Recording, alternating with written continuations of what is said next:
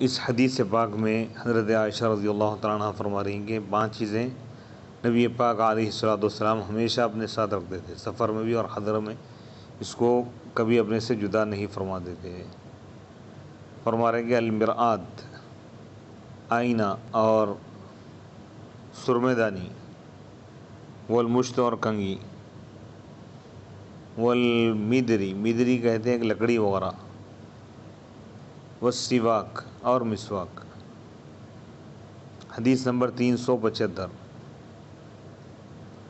عن عائشہ رضی اللہ عنہ قالت حکیت انسانا فقال رسول اللہ صلی اللہ علیہ وسلم ما احب انی حکیت انسانا وان لی حمر النعم۔ حدیث نمبر 375 ام المؤمنین حضرت عائشہ صدیقہ رضی اللہ تعالیٰ عنہ سے روایت ہے، فرماتی ہے کہ میں ایک شخص کی نقل کی میں، تو حضور علیہ الصلوۃ والسلام فرمائے کہ میں اس بات کو پسند نہیں کرتا کہ میں کسی کی نقل کروں اور اس کے بدلے میں مجھ کو سرخ اونٹ مل جائے۔ یعنی حضور علیہ الصلوۃ والسلام نے یہ بتا دیا، یہ واضح کر دیا کہ کسی شخص کی نقل کرنا یا نقل اڑانا یہ بھی کیا ہے، غیبت میں، اور یہ ناپسندیدہ عمل ہے، یہ چیز نہیں کرنا چاہیے، یعنی اس کا مذاق اڑانے کے برابر ہے، اور اسلام کسی بھی شخص کا مذاق اڑانے سے روکتا ہے، منع کرتا ہے۔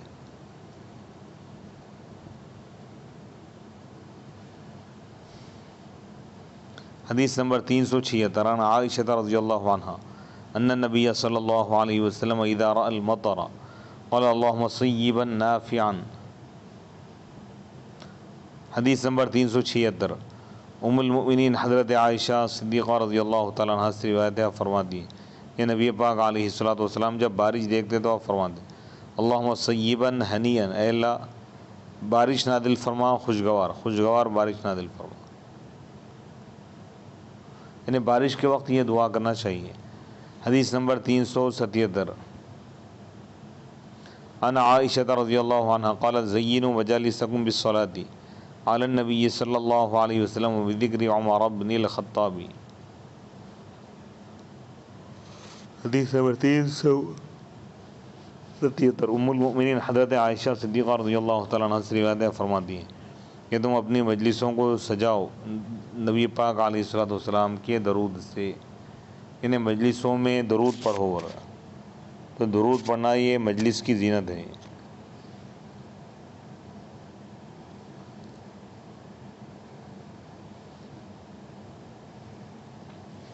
اور حضرت عمر بن خطاب رضی اللہ تعالیٰ عنہ کے ذکر سے تم اپنی مجلسوں کو سجاؤ، تو معلوم یہ ہوا کہ صالحین کا ذکر یہ زینت ہے مجلس کی۔ نبی پاک علیہ الصلوۃ والسلام کا تذکرہ، یہ حضور پر درود پڑھنا، اور صحابہ کا ذکر خیر کرنا، خلفائے راشدین کا تذکرہ، یہ تمام چیزیں محفلوں کی زینت ہے۔ حدیث نمبر 378 عن جابر بن عبداللہ قال قیل لعائشہ ان ناسا یتناولون اصحاب رسول اللہ صلی اللہ علیہ وسلم حتی انہم لیتناولون ابا بکر وعمر وقال تعجبون من هذا انما قطع عنہم العمل فاحب اللہ الا یقطع عنہم الاجر۔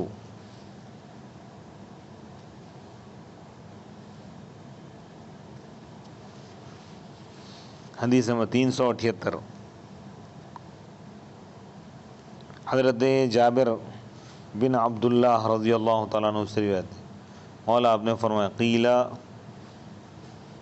لعائشہ، حضرت عائشہ صدیقہ رضی اللہ تعالیٰ عنہ سے پوچھا گیا، کہا گیا کہ کچھ لوگ آج بھی اللہ کے رسول علیہ الصلوۃ والسلام کے صحابہ کو برا بھلا کہہ رہے ہیں، یہاں تک کہ وہ لوگ حضرت ابو بکر صدیق، حضرت عمر بن خطاب رضی اللہ تعالیٰ عنہما شیخین اور خلیفہ اول اور دوم کو بھی برا بھلا کہہ رہے ہیں، تو آپ نے فرمایا کیا تم اس پر تعجب کرتے ہو؟ انما قطع عنہم العمل، کہ ان صحابہ کرام سے عمل تو رک گیا ہے، ان کے وفات پانے کی وجہ سے لوگ عمل نہیں کر سک رہے، لیکن ان کا اجر اللہ تعالیٰ ختم کرنا نہیں چاہا۔ لوگ جو برائی کر رہے ہیں اس کی وجہ سے ان کے درجات اور بلند ہو رہے ہیں، ان کے درجے میں کوئی فرق نہیں آ رہا ہو رہا ہے۔ البتہ یہ جو برائی کر رہے ہیں ان کے لیے بدبختی ہے، ان کے لیے آخرت میں سخت ترین عذاب ہے، دنیا میں بھی ذلت اور رسوائی ہے ان کے لیے۔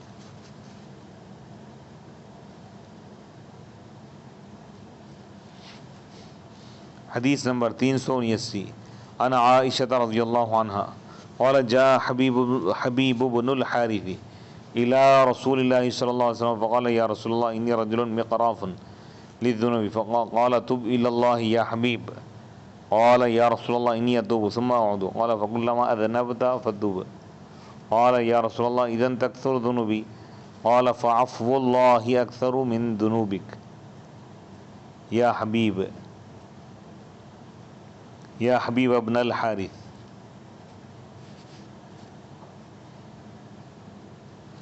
حدیث نمبر 379 ام المؤمنین حضرت عائشہ صدیقہ رضی اللہ تعالیٰ عنہ سے روایت ہے، آپ فرماتی ہیں یہ حبیب بن حارث اللہ کے رسول علیہ الصلوۃ والسلام کے پاس آئے، بس انہوں نے عرض کیا کہ یا رسول اللہ بے شک میں ایک ایسا آدمی ہوں جو گناہ زیادہ کرتا ہے۔ آپ نے تب الی اللہ، تم اللہ کی بارگاہ میں، اللہ کی بارگاہ میں توبہ کرو اپنے گناہوں سے اے حبیب۔ تو انہوں نے عرض کیا کہ یا رسول اللہ بے شک میں توبہ کرتا ہوں پھر گناہ کرتا ہوں۔ تو حضور نے فرمایا کہ تم جب گناہ کرو تو توبہ کرو۔ تو انہوں نے عرض کیا کہ یا رسول اللہ بے شک تب تو میرے گناہ زیادہ ہو جائیں گے۔ تو حضور فرمایا اللہ کا معاف کرنا تمہارے گناہوں سے زیادہ ہے، یعنی تمہارے گناہ کم ہے، اللہ کا معاف کرنا اس سے بڑا ہے، یعنی اللہ کی معافی کی کوئی حد نہیں ہے۔ اللہ معاف کرنا چاہے تو بڑے سے بڑا گناہ بھی اللہ تعالیٰ معاف فرمانے والا، اللہ کی رحمت زیادہ ہے۔ اے حبیب بن حارث،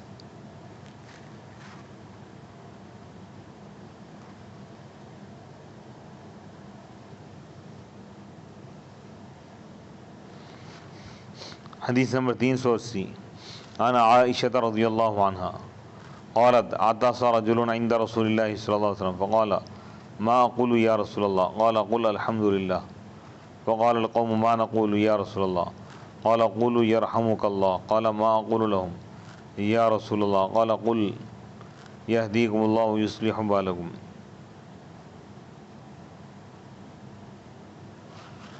حدیث نمبر 380 ام المؤمنین حضرت عائشہ صدیقہ رضی اللہ تعالیٰ عنہ سے روایت ہے، آپ فرماتی ہیں کہ عطس رجل، ایک شخص چھینکا اللہ کے رسول علیہ الصلوۃ والسلام کے پاس، بس اس نے پوچھا کہ یا رسول اللہ میں کیا کہوں؟ تو آپ نے فرمایا تم الحمدللہ کہو۔ تو لوگوں نے پوچھا، اس قوم نے پوچھا کہ یا رسول اللہ ہم کیا کہیں؟ تو آپ نے فرمایا کہ تم یرحمک اللہ کہو۔ قال، پھر اس شخص نے پوچھا کہ یا رسول اللہ میں ان سے کیا کہوں اس کے جواب میں؟ تو آپ نے فرمایا کہ تم یہ کہو یہدیکم اللہ، اللہ تم کو ہدایت دے اور تمہارے حال کو اللہ تعالیٰ بہتر کرے۔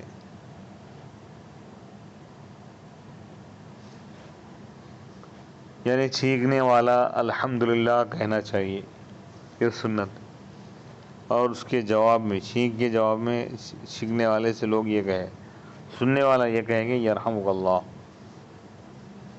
پھر چھینکنے والا اس کے جواب میں یہ کہے کہ یہدینا و یہدیکم اللہ، یا یہدیکم اللہ و یصلح بالکم، اللہ تم کو ہدایت دے اور تمہارے حال کو بہتر کرے اللہ تعالیٰ۔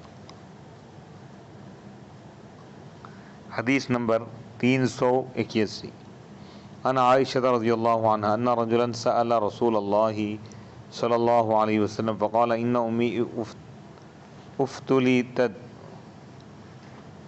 نفسها ولم توصي واظن انها لو تكلمت تصدقت فلها اجر في ان تصدق في ان اتصدق عنها قال نعم۔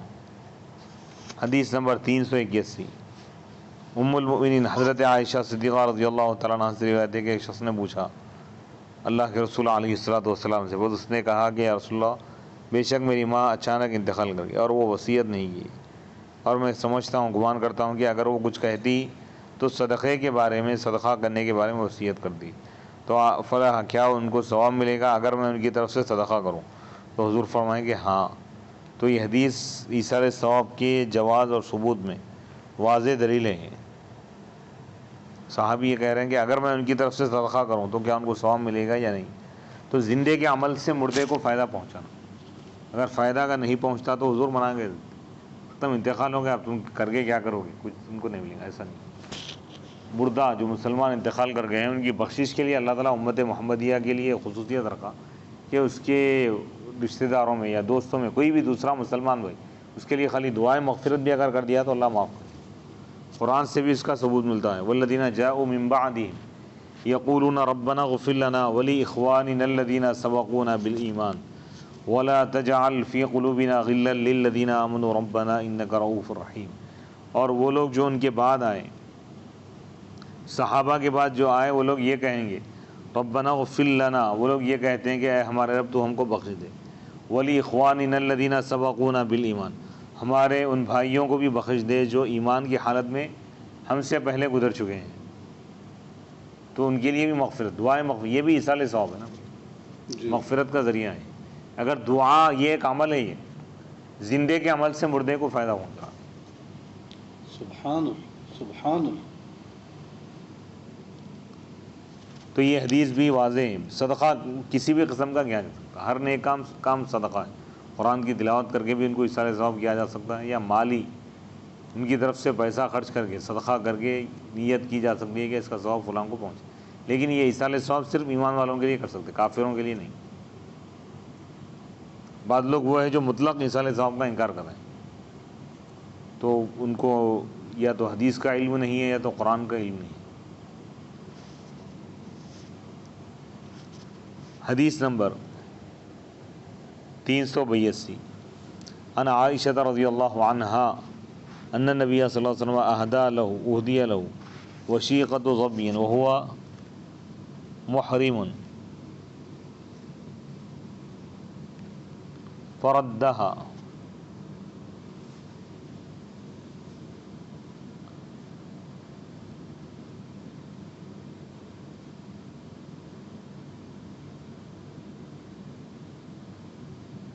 حدیث نمبر 382 ام المؤمنین حضرت عائشہ صدیقہ رضی اللہ تعالیٰ عنہ سے روایت ہے، فرماتی ہیں کہ نبی پاک علیہ الصلوۃ والسلام کے پاس ہرن کا بچہ، ہرن کا گوشت پیش کیا گیا تحفے میں، جبکہ اب احرام کی حالت میں، تو آپ رد کر دیا۔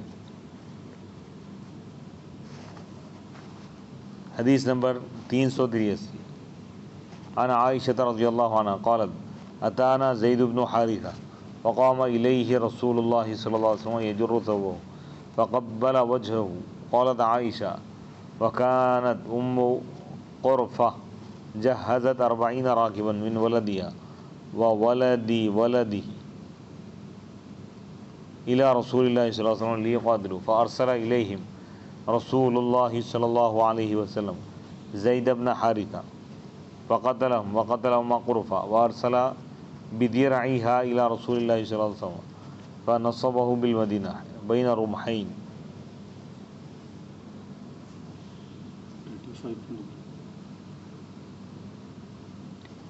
حدیث نمبر 383 ام المؤمنین حضرت عائشہ صدیقہ رضی اللہ تعالیٰ عنہ سے روایت ہے، فرماتی ہیں کہ زید بن حارثہ رضی اللہ تعالیٰ عنہ ہمارے پاس آئے، بس اللہ کے رسول علیہ الصلوۃ والسلام ان کی طرف کھڑے ہو گئے، اپنی چادر کو کھینچتے ہوئے گھسیٹتے ہوئے بولے فقبل، بس حضور علیہ الصلوۃ والسلام ان کے چہرے کو چومے، یعنی حضرت زید بن حارثہ سے حضور بہت محبت فرماتے تھے، بچپن سے حضور کی خدمت تھی، جب وہ آئے تو حضور ان کے لیے اٹھ گئے، برائے اپنی جگہ سے اٹھ کے جا کے ان سے ملے۔ قالت عائشہ، حضرت عائشہ رضی اللہ عنہا نے کہا، دوبارہ فرمائیں، بچپن سے حضور کے پاس ہی تھے حضرت زید بن حارثہ، جی جی ان کا واقعہ ہے نا، بچپن میں گم ہو گئے تھے جی حضرت زید بن حارثہ اسلام کی آمد سے پہلے، جب یہ اپنے والدہ کے ساتھ اپنے ننیال ماموں کے گھر کو جا رہے تھے، تو راستے میں کچھ اوباش قسم کے لوگ، بدماش قسم کے لوگ ان کے قافلے کو روک لی، یہ اپنے والدہ کے ساتھ جا رہے تھے، یہ بچے کو اٹھا کے لے کے چلے گئے، 3-4 سال کے ہوئے تو لوگ بیچنا شروع کر دیا، وہ غلام بنا لیا، بکتے بکتے بکتے وہ آخر میں حضرت میسرہ، حضرت خدیجہ رضی اللہ تعالیٰ عنہ کے جو خادم غلام تھے وہ ان کو خرید لیے، خرید کے حضرت خدیجہ کے حوالے کی، تو حضرت خدیجہ حضور کے حوالے کر دیا۔ ان کے والد کو معلوم ہوا کہ ان کے والد اکلوتا ایک بیٹے تھے، تلاش کرتے ہوئے کرتے اب کسی شخص نے مکے میں ان کو دیکھ لیا، ان کے والد کے دوست یا کوئی تھا، جا کے ان کے والد کو بول دیے، تو تو وہ لوگ قافلے کے ساتھ آئے، آ کے پھر ایڈریس وغیرہ معلوم کر کے حضور سے ملے آئے، حضور کے پاس سے تو حضور فرمائیں گے پوچھے پہلے حضرت زید بن حارثہ کیا یہ تمہارے والدین ہیں؟ تو وہ کہنے لگے ہاں۔ تو اب یہ لوگ بولے کہ بھئی آپ ہمارا بچہ ہمارے حوالے کر دیجیے، تو حضور فرمائیں کہ میں ان کے اختیار پہ چھوڑ دوں گا، وہ جہاں رہنا چاہیں ان کی مرضی۔ پھر پوچھے کہاں رہنا پسند کریں گے، ان کے والدین پوچھے، ساتھ چلو بولے، تو وہ لوگ بولے کہ اگر میرے اختیار پہ چھوڑ دیے تو میں یہیں رہنے کو پسند کروں گا۔ سبحان اللہ سبحان اللہ۔ یعنی حضور کی رحمت اور شفقت کا یہ سب سے اعلیٰ ترین واقعہ ہے، یعنی جس کے والدین ساتھ نہیں ہیں، جو اپنے والدین سے جدا ہو گیا، حضور اس کو بھی اپنی اولاد کی طرح دیکھ رہے ہیں، بلکہ اس سے بڑھ کے۔ یعنی زید بن حارثہ بتا دیے کہ والدین سے بھی بڑھ کر اگر محبت مل سکتی ہے کسی در پہ تو بارگاہ مصطفیٰ ہے۔ سبحان اللہ سبحان اللہ۔ ہائے ہائے ہائے کیا بات۔ تو حضور علیہ السلام کا تعلق، دلی تعلق تھا زید بن حارثہ صحابہ میں۔ تو جب یہ آئے تو حضور علیہ السلام ان کے لیے اپنی جگہ سے اٹھ کے آپ تشریف لیں، گھر میں جس مقام پہ آپ بیٹھے ہوئے تھے وہ دروازے میں داخل ہوئے تو حضور ان کے آنے کا انتظار نہیں کرے، بلکہ آپ خود اٹھ کے ان کی طرف گئے۔ سبحان اللہ۔ تو صحابی کے لیے بڑا اعزاز ہے۔ بے شک۔ قالت عائشہ، حضرت عائشہ رضی اللہ تعالیٰ عنہ فرماتی ہے کہ وکانت ام قرفہ نامی ایک عورت تھی، 40 سواروں کو تیار کی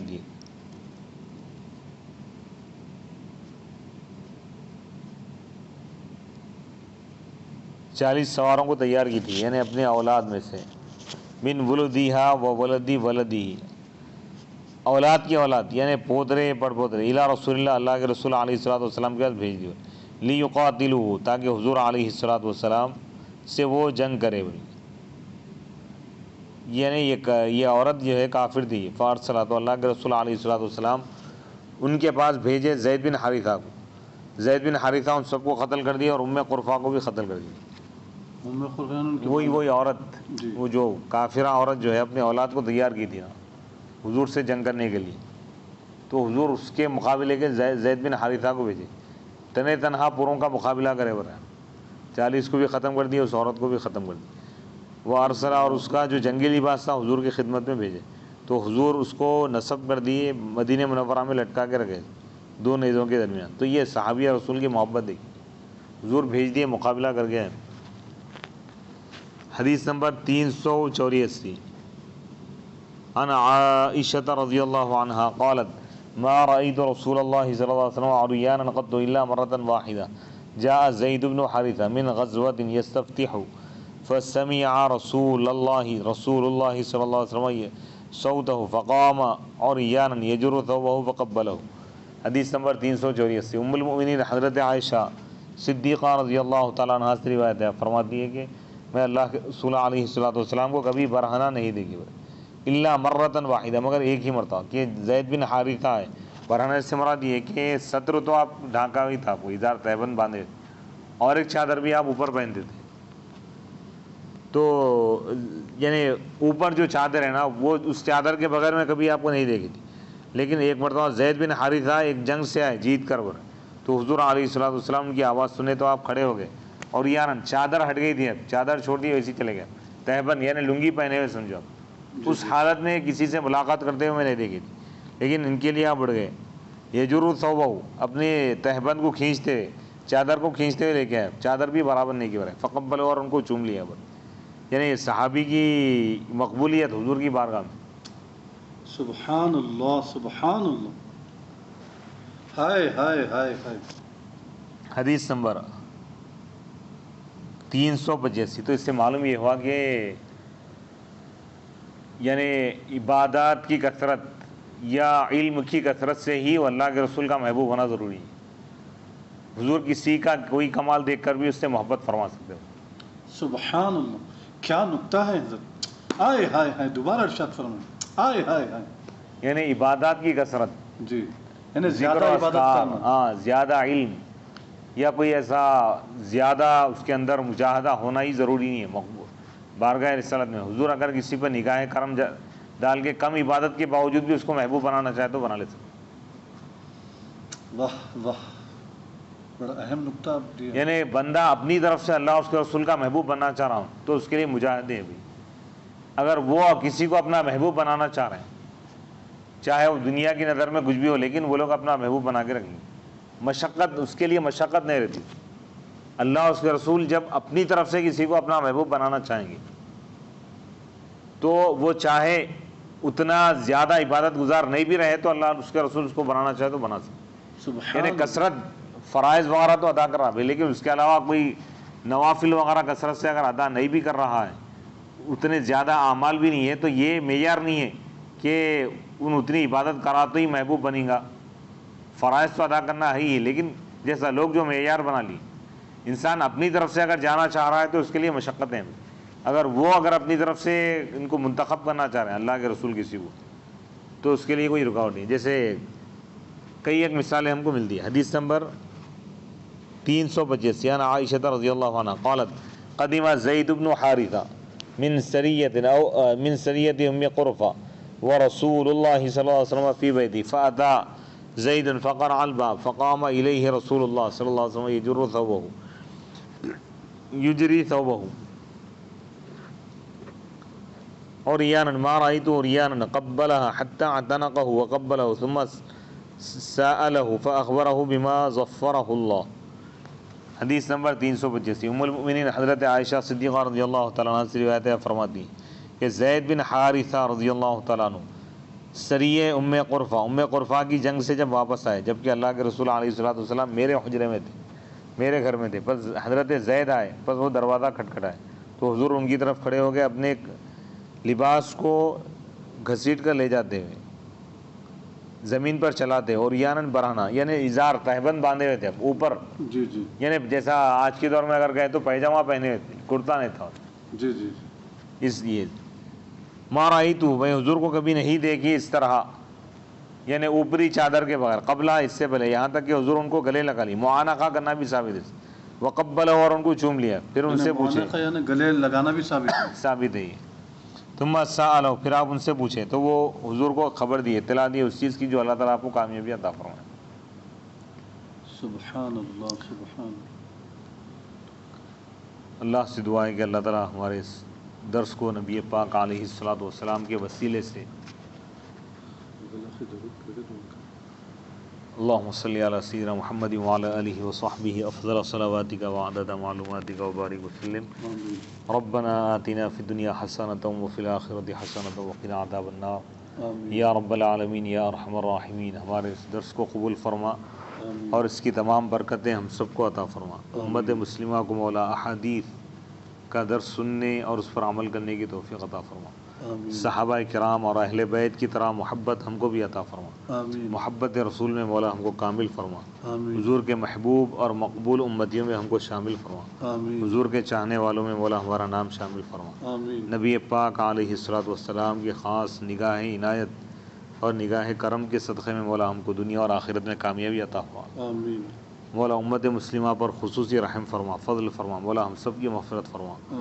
عالم اسلام کے تمام مسلمانوں کی مغفرت فرما، عافیت اور سلامتی ہم کو دونوں جہاں میں عطا فرما، خاتمہ بالخیر فرما۔ نبی پاک علیہ الصلوۃ والسلام کے وسیلے سے ہماری تمام دعاؤں کو قبول فرما، اور اس درس کا اہتمام کرنے والے تمامی افراد کو اللہ ان سب کو اور ان کے اہل و عیال کو سلامت اور آباد اور خوش رکھے۔ اللہ تعالیٰ سب کے گھروں میں برکتیں عطا فرمائے، خصوصاً درس دینے والے افراد، علماء اور درس سننے والے افراد اور درس کا اہتمام کرنے والے ہمارے عزیز ساتھی جناب مولانا سید محمد عبدالواسع حسینی البخاری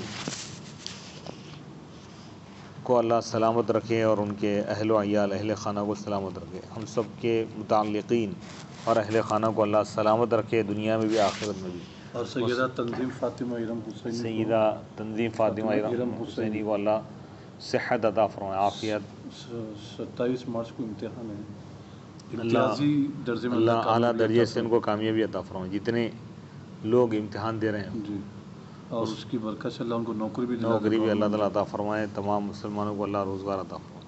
وصلی اللہ تعالیٰ علی خیر خلقہ سیدنا محمد وآلہ وصحبہ اجمعین، والحمد للہ رب العالمین۔